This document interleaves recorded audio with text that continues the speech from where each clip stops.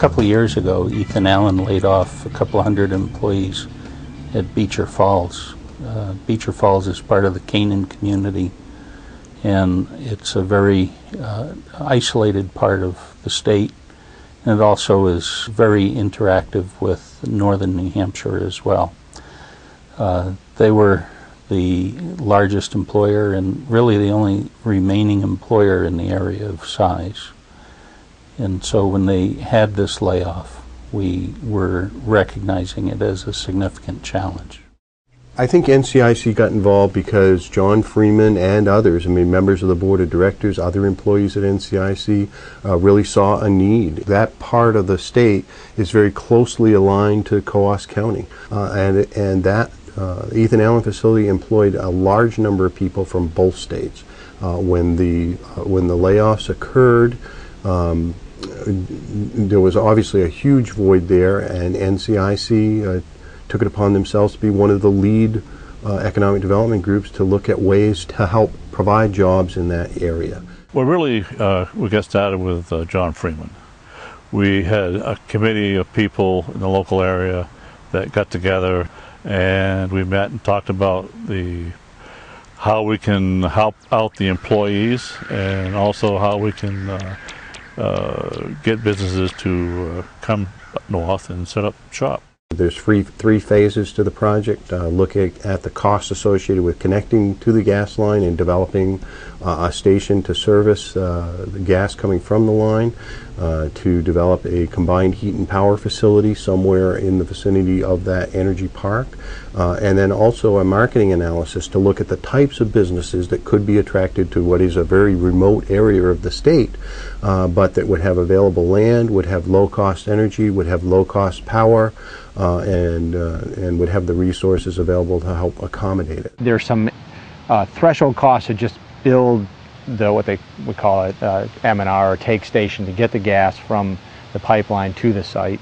So there's those costs, and then there's the cost of any combustion turbine or other type of generator that you would install. So those costs are X, and then you can look at how much power would you need to sell or produce, or steam would you need to sell or produce to offset those costs and make it economical. If we can find industries that have a high need for power, and we can use that gas we know is economical to produce power and to produce steam or other forms of heat, then it's just a question of matching that load and that demand and finding industries that have a high need for that, and then maybe they can be attracted to the area, and then as a result provide, stimulate jobs and economic growth.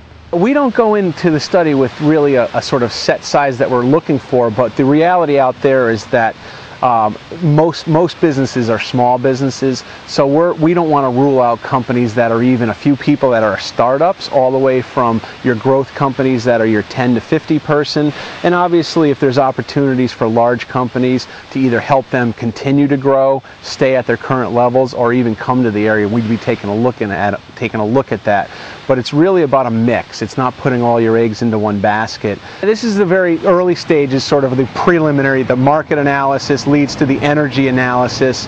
That takes at most 6 months in terms of this project, but then that'll lead right into sort of if there's a no from there, is saying, okay, should we do something? If so, what? And then that would be implemented immediately. But basically, in terms of actually leading to private investment and development, an energy plant probably within 12 to 18 months after that 6-month initial period, and then the attraction of companies basically over a 20-year period is what you're looking at. Partnerships are critical. We need to work with the communities. We need to work with the lending partners such as banks and alternative lenders. And we also work with the state agencies and the government-related organizations such as the governor's office, congressmen, senators. They all come together. The federal delegation all comes together and works with us and everybody to try to overcome such problems. We don't always know what the solution will be as we enter in, but the work is very important to rebuild and create a new economy.